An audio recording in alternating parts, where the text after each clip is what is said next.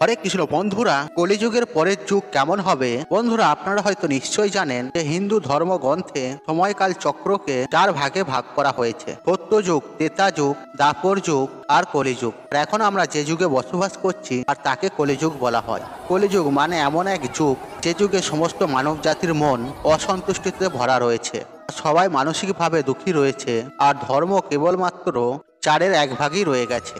আর বর্তমান সময়ে চারিদিকে শুধু লোভ, প্রতিশোধ, অহংকার আর আতঙ্কই দেখতে পাওয়া যায়। আর পুরাণে কলিযুগের মানুষকে অভিশাপের সমান মানা হয়েছে। কিন্তু বন্ধুরা, আপনারা কি জানেন এই কলিযুগ কবে শুরু হয়েছে আর এই অভিশাপ্ত যুগের বিনাশ কবে হবে এবং তারপর কোন যুগ আসবে? তাহলে চলুন বন্ধুরা, জেনে নেওয়া যাক কলিযুগের পরের যুগ কেমন হবে। বন্ধুরা, ধার্মিক গ্রন্থ অনুযায়ী যুগ পরিবর্তনের একটি 5তম চক্র চলছে।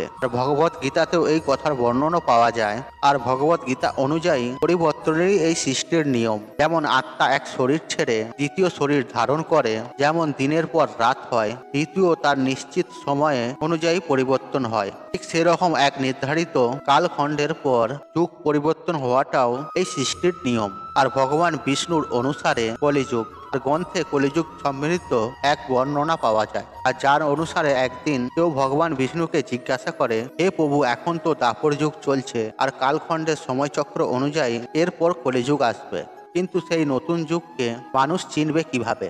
আর এর উত্তরে ভগবান বিষ্ণু বলেন, যখন পৃথিবীতে পাপের সংখ্যা অত্যন্ত মাত্রায় বেড়ে যাবে, আর তখন বুঝে নেবে কলিযুগ শুরু হয়ে গেছে। আর কলিযুগের শুরু নারীদের কেশ থেকে হবে।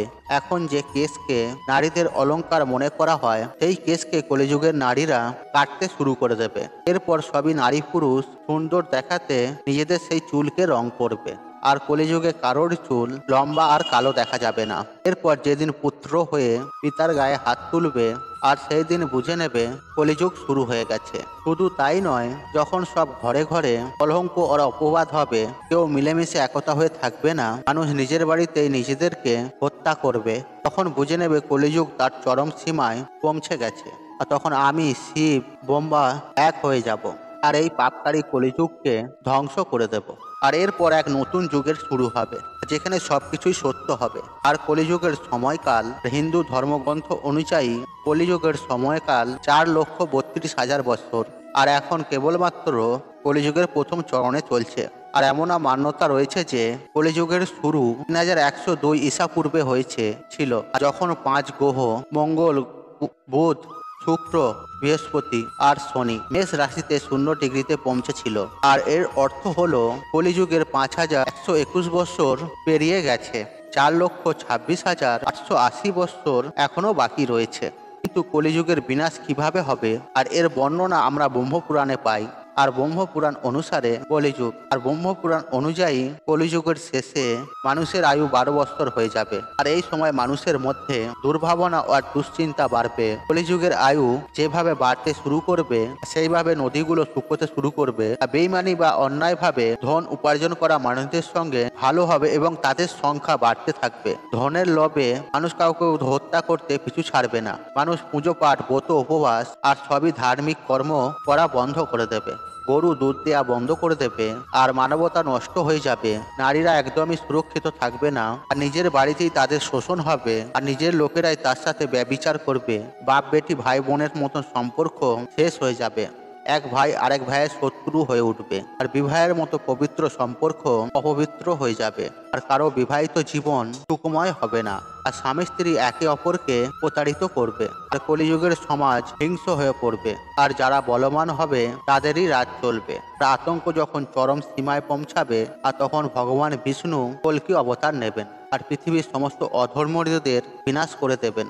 আর শিব পুরাণ অনুসারে কলিযুগ আর শিব পুরাণেও কলিযুগের সম্বন্ধে বলা হয়েছে। আর শিব পুরাণ অনুযায়ী ঘোর কলি আসার পর মানুষ পূর্ণ কর্ম ছেড়ে পাপ কর্ম বেছে নেবে আর সবাই সত্য থেকে মুখ ফিরিয়ে নেবে। একজন আরেকজনের সম্পত্তি ছিনিয়ে নেবে আর পরস্ত্রীতে মানুষের মন আসক্ত হয়ে পড়বে। মানুষ অন্য প্রাণীদের হিংসা করতে শুরু করবে আর সবাই নিজের শরীরকে আত্মা মনে করবে। আর তখন এমন সময় আসবে, নাস্তিক ও পশু বুদ্ধির হবে। সন্তান নিজের মা বাবার সাথেই সম্পর্ক রাখবে না। ব্রাহ্মণ বেদ বিক্রি করে সংসার চালাবে আর ধন উপার্জন করার জন্যই মানুষ লেখাপড়া করবে, আর মানুষ নিজ জাতির কর্ম ছেড়ে অন্যদের ঠকাবে। আর কলিযুগের নারীরা নিজের স্বামীকেই অপমান করবে, আর শ্বশুর শাশুড়িকে ঘৃণা করবে, কাউকে ভয় পাবে না। কলিযুগের নারীরা নোংরা খাবার খাবে, তাদের আচরণ খুবই খারাপ হবে, আর স্বামী সেবা থেকে সর্বদাই বিরত থাকবে। বন্ধুরা, শিব পুরাণে বর্ণিত এসব কথা আজ সত্যই ঘটতে দেখা যাচ্ছে। এখনো পর্যন্ত কলিযুগের শুধুমাত্র 5000 বছরই পূর্ণ হয়েছে। এখনো কলিযুগ সমাপ্ত হতে লক্ষ বছর দেরি রয়েছে। তাহলে একবার ভাবুন, কলিযুগ যখন তার চরম সীমায় পৌঁছাবে তখন সেই সময় কি হবে। এছাড়াও ভগবান শ্রীকৃষ্ণ বলেছেন কলিযুগের বিনাশ কিভাবে ঘটবে, তার বর্ণনা মহাভারতে করা হয়েছে। আর শ্রীকৃষ্ণের অনুযায়ী কলিযুগের শেষের দিকে বড় বড় ভয়ঙ্কর যুদ্ধ হবে, অধিক বৃষ্টি, প্রচন্ড অন্ধকার, খুবই গরম পড়বে। মানুষ ফসল কেটে নেবে, বস্ত্র চুরি করবে, জল পান করার পাত্রও চুরি করে নেবে। চোর নিজের মতন চোরতে ঘরে চুরি করবে, হত্যাকারীরও হত্যা হবে।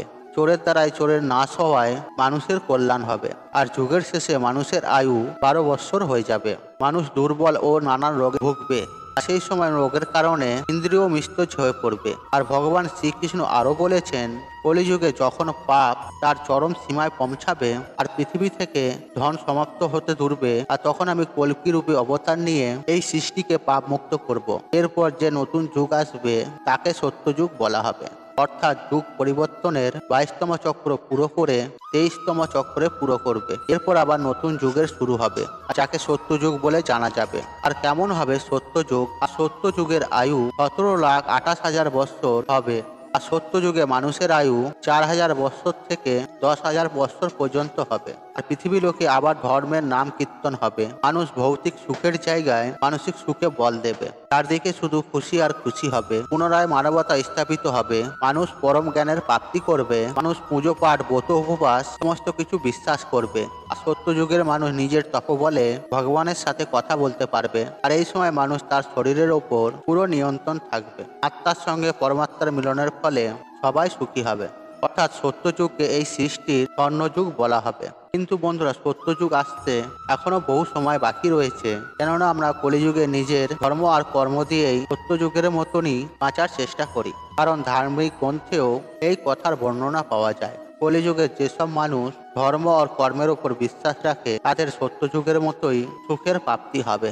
তাই বন্ধুরা, ধর্ম কর্ম সব সময় বজায় রাখা দরকার। তাই আপনি যেমন ধর্ম করবেন তেমন কর্ম পাবেন। তাই আমাদের প্রত্যেকেরই পুজো পাঠ, নিজের ধর্ম মেনে চলা দরকার। বন্ধুরা, আপনাদের যদি কলিযুগের কথা ভালো লেগে থাকে তাহলে ভিডিওতে একটি লাইক করে কমেন্টে জয় শ্রীকৃষ্ণ জয় লিখে কমেন্ট অবশ্যই করবেন। এতে শ্রীকৃষ্ণের আশীর্বাদ সদা সর্বদাই আপনার উপরে থাকবে এবং আপনার পরিবারের উপরে থাকবে। এবং আপনি যদি কোনো ভুলবশত জ্ঞানে বা অজ্ঞানে কোনো পাপ করে থাকেন তাহলে শ্রীকৃষ্ণের আশীর্বাদে সে ক্ষয় হয়ে যাবে। বন্ধুরা, আশা করছি এই ভিডিওটি আপনাদের ভালো লেগেছে। তাহলে ভিডিওতে একটি লাইক করুন, একটি কমেন্ট করুন, একটি শেয়ার করুন এবং বন্ধু বান্ধব আত্মীয়জনদের সাথে শেয়ার অবশ্যই করুন। মনে রাখবেন, আপনার একটি শেয়ার অনেক মানুষকে উপকৃত করে তুলতে পারে। আপনি যদি আমার চ্যানেলে নতুন হয়ে থাকেন তাহলে চ্যানেলটি অবশ্যই সাবস্ক্রাইব করুন এবং পাশে থাকা নোটিফিকেশন অন রাখুন। কারণ নিত্য নতুন ভিডিও সবার আগে দেখার জন্য। ঈশ্বর আপনার মঙ্গল করুক, আপনি সুস্থ থাকুন, নিরোগ, আপনার দিন মঙ্গলময় হোক। হরে কৃষ্ণ কৃষ্ণ কৃষ্ণ হরে হরে।